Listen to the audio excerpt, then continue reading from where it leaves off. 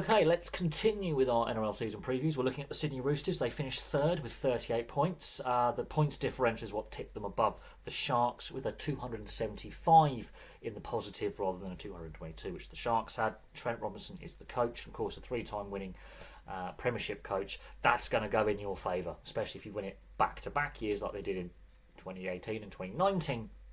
However, since then they've not made the grand final, and that's a bit of a downside to the Roosters. They've had some down postseasons in the final series where they just haven't fully achieved what they could have done. They've also had some disappointing seasons by their high standards, except last year was actually one of their best regular seasons the team has ever had. Because you look at that points differential, 275, and you look at the points total, 38, any other season, or 90% of seasons played, that would be a minor premiership. Much like the Cronulla Sharks with their season, that would be a minor premiership season. That's how good Penrith and Melbourne have been over the last 5 years. Honestly, that is how good those two teams have been. I think the gap is closing on the top two. Now, with the Roosters, last year was an amazing season. Their attack was good. Very good. It was the best attack in the league when it comes to points differential. Their aggressive defence from game one in Vegas against the Broncos, they set their stall out with how they were going to defend and the intensity they were going to defend at. They played Origin level in round one. Honestly, that defence and that aggression was there. So that set out the stall early on. I think the combination of the spine, that was the best that spine's played since 2019, in my opinion. They finally figured out the combinations. And of course, when you've got a three-time Premiership winning coach, you expect them to be a good side. Since he's been coach, they've missed the finals once. They've won 3 premierships. However, I think the Roosters this season could fall back. And there's 4 really big reasons for that. So their attack and their defence was outstanding last year.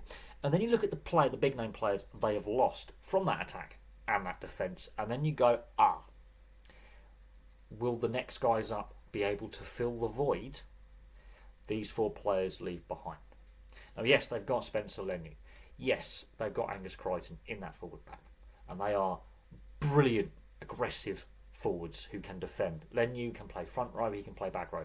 Angus Crichton can play back row, he could play lock, he could play even in the front row as an emergency. Very versatile, and their defence last season, the hits they put in, the carries they made, how they played that last season. I think Spencer Leniu being suspended for 8 weeks actually helped him towards the end of the season because he was fresher and therefore even more destructive. But then you look at the losses. You look at the 4 big name players that have gone. Luke Keary finally got his combination working with Sam Walker in the halves, finally, which helped the attack, and he was fit for the majority of the season. Joey Manu,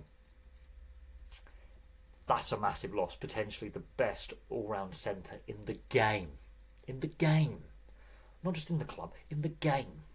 Possibly the best player in the game, in my personal opinion, for what he can do in attack and defence and his skill set. Personal opinion, my favourite player, not going to lie. Doesn't play for a team I like, but he's my favourite player. I like seeing Joey Manu play.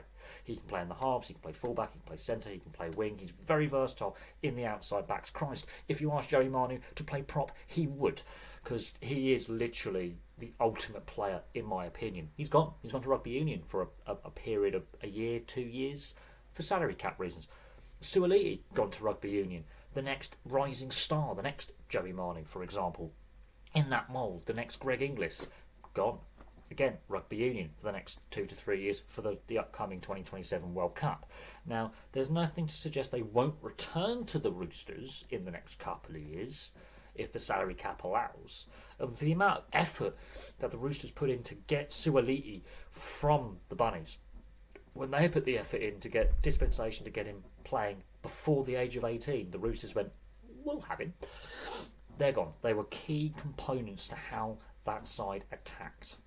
And because of the World Cup and how those 2 players played in the World Cup, they stepped up their level of skill and ability. They actually took that next step. And Joey Manu has been a brilliant player for a long time, but Suaalii stepped up as well, took a lot of responsibility for goal kicking and also creative line running out the back. And then you lose the GOAT of forwards, Warrior Hargreaves, the enforcer, which well, he led that forward pack. Admittedly, he was suspended quite a bit, but he led that forward pack like a lion pride. He was the dominant guy. He was the goat of that forward pack. And that's when I think with those 4 players leaving the club en masse at the same time, I think it's going to have a very negative impact on this side. Because if Manu and Suoliti has stayed, you still have that size, aggression and ability in the outside backs that can back up the forward pack with Leniu and Crichton and others.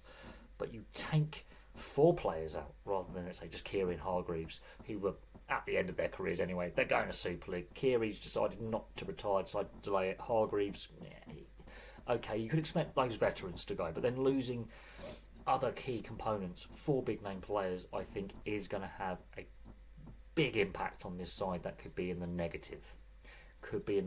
And in previous seasons, they've lost Boyd Cordner and Jake Friends. There's a lot of leadership that has gone, which could explain why they haven't made the grand final since 2019. Now, Victor Radley, he's not getting suspended as much. He's sort of staying out of trouble. He's going to be key. If they can keep Victor Radley on the field, and they won't lose him in Origin because he's now registered as playing for England internationally, so he won't be an Origin player. If they can keep Victor Radley from suspension injury, I think that helps the forward pack during the Origin period. Angus Crichton, keeping him fit both mentally and physically. Angus Crichton being very open about his mental health struggles. If Angus Crichton can be on a good level and sustain his level of performance from last year, which was, in my opinion, the best back row performance of a season I've seen in a long time. And Spencer Leniu, I know he obviously took his 8-game suspension and was deserved, and I do say that quite strongly. He did deserve his suspension. At the same time, if he can put in a full season of brutality, ball carries, defence and aggression, they could mitigate the loss of Waerea Hargreaves. They could mitigate the loss of Joey Manu, who was a big body, and Suoliti, who was a big ball carrying body. It's going to put a bit more pressure on Dom Young to do a lot more of the carries from the back, because 2 of his other outside backs have gone who were big ball carriers. So getting Dom Young involved in games early and confident, because there were times when Dom Young had some confidence issues and didn't look at his best. And we know what Dom Young can do with his pace, size and physicality as a ball carrier. Tedesco, can he sustain his performance from last year, which was a bounce-back season for Tedesco? There's a lot of questions here. I do think, however, there's the possibility the Roosters could have a down season. Or the players step up, they win without these 4 big names, and they get back to a grand final. Because that attack was terrifying last year, and that aggressive defence was also destructively terrifying last year. It just so happens the 2 teams that finished above them just are that good. But I think the gap is starting to close on Penrith and on the Storm. How long can Penrith continue with their well-oiled machine? They're going to have to stop winning at some point. And the Storm, I mean, how long can they continue to defy gravity? Time will tell. But for me for now, thank you very much for watching. Please place your thoughts in the comments section below. And don't forget, if you like what you see, hit the like button. And if you really like what you see, hit the membership button, because the support will go a long way into making this channel self-sufficient, so I don't have to do my day job anymore. But for me for now, thank you very much for watching. And I will have some more content for you guys very, very soon.